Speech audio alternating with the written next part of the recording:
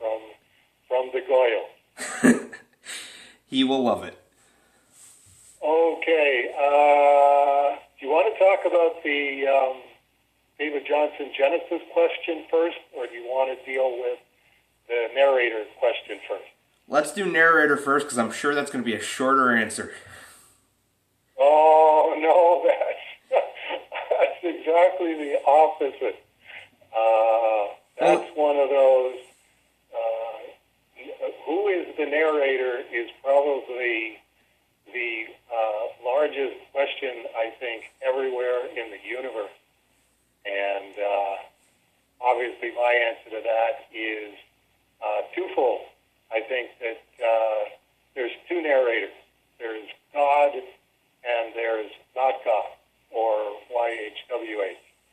And that's what Scripture is, as far as I'm concerned, is, you know how if you're having a discussion with Paula and she starts losing, she'll try and change the subject? Yes. Yes. That's, I'm pretty sure, a universal structure between God and his creation, YHWH. So Scripture was God's answer to that, to say, okay, we're going to read all of this into the record. It's the equivalent in our society would be, in a court case, the agreed statement of facts. There's a bunch of stuff at issue and under contention, but the prosecuting attorney and the defense attorney have to get together and put together as much as possible an agreed statement of facts. And that's what I think Scripture is, okay, we both get a say in this. Here's the enactment that just happened, whatever enactment it was, whether it was Moshe and Aaron, or whether it was Jesus, or whether it was King David, whoever it was, this is the agreed statement of fact. And the thing is, because we're God's creation, there's a certain sensibility that looks at that, which is really just, I mean, it's beautifully crafted and beautifully written because it's God. I mean, he created language, so obviously he's going to do a really good job of doing an agreed statement of facts, not only for himself, but I think for YHWH. Would you agree this is how you would have phrased that? This is how you would have said, this is what just happened. And it's like, yeah, as a matter of fact, that's exactly how I would say that. So I think bring it to our immediate context, which is English. I think that's a perfect example of that is Shakespeare. I think Shakespeare, if he wasn't in the first generation who could actually read the Bible, could read, this is what Scripture is, and this has been around for, well, at that time, 4,000 years, 3,500 years. And here's how it works. Here's what I'm talking about.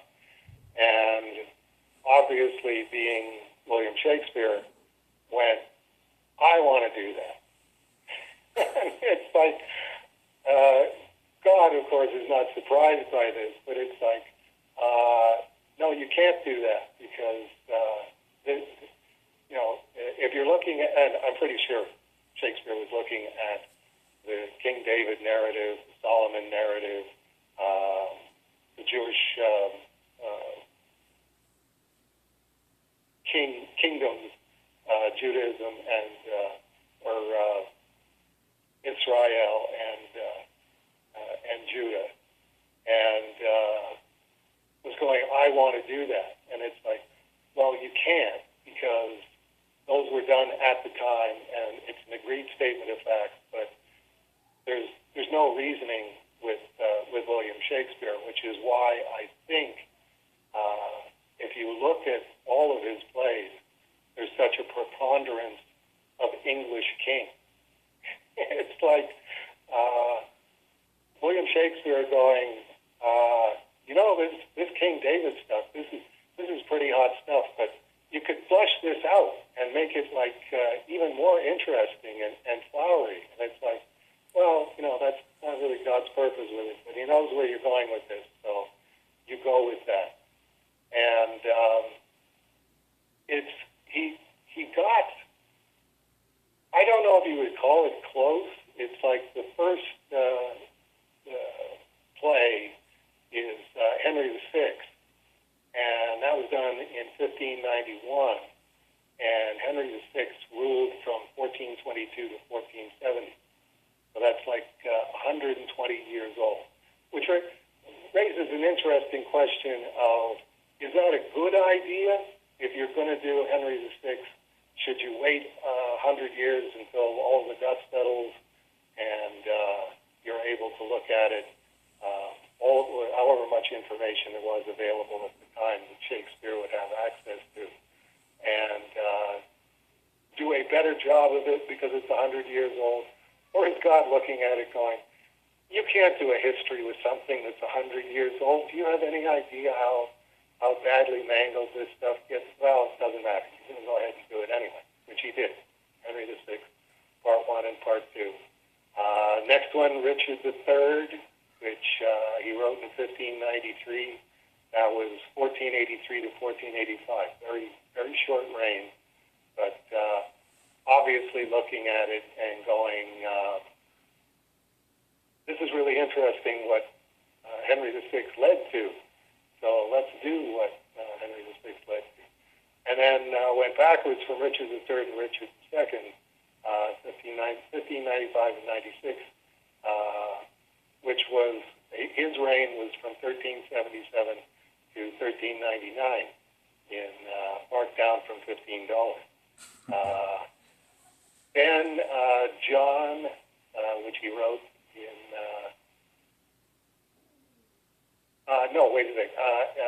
Henry IV, Part 1 and Part 2, that's 1399 to 1413. So it's interesting because it's, yes, in the one sense, the David narrative is very, very compelling. Obviously, it's something that blooms very large in Judaism, Christianity, and Islam. Sod, Surah number 38 is about King David. I don't know if it was necessary to do the English kings, but at the same time, it worked well because Shakespeare writes his plays from about 1590 to about 1613, and conveniently is in position when the definitive translation of the Bible is being done, the King James Version in 1611, is well positioned as the guy who not only pretty much created the English language and what is the best usages in the English language and what is good expression in the English language.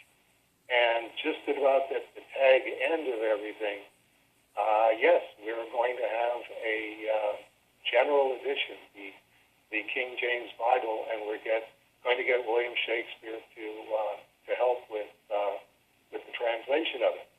So, you talk about sharpening your abilities as somebody who writes in English for about 20 years, and at the peak of your powers, or if not at the peak of your powers, still very, very able to do this, helping with the translation.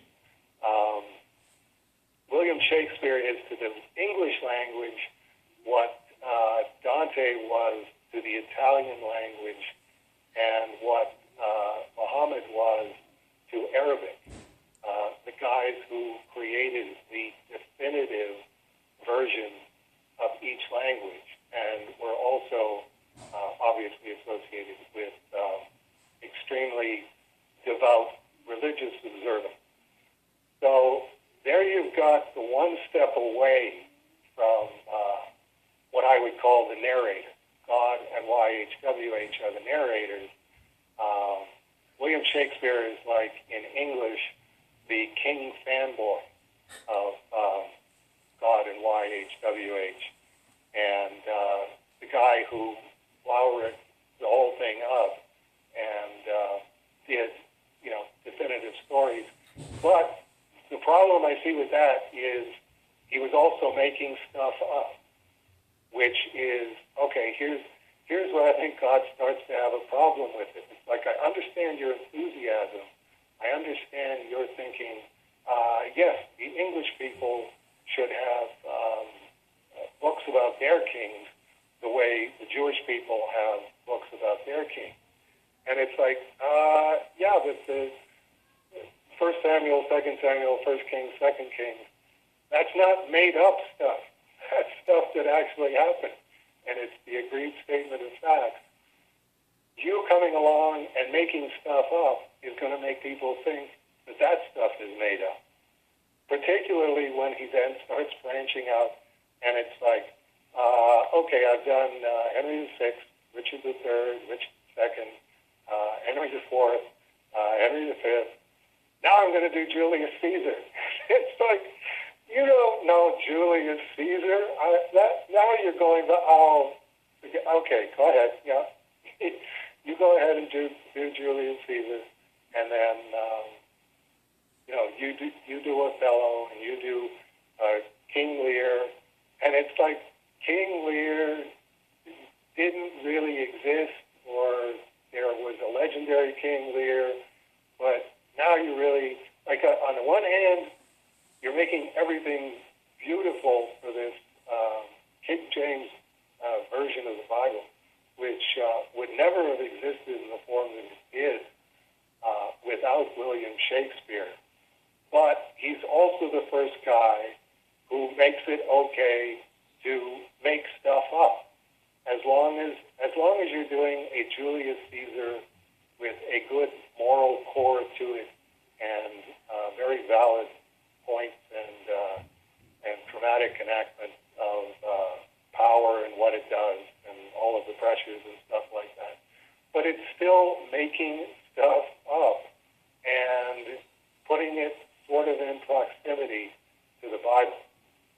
So, okay, jumping way, way, way ahead of that, then you got somebody like Dave Sim, who comes along and has never read the Bible, has no interest in reading the Bible, but he's going to do a 6,000-page graphic novel because this will be my quest for truth. This will be my way of trying to get as close as possible to truth.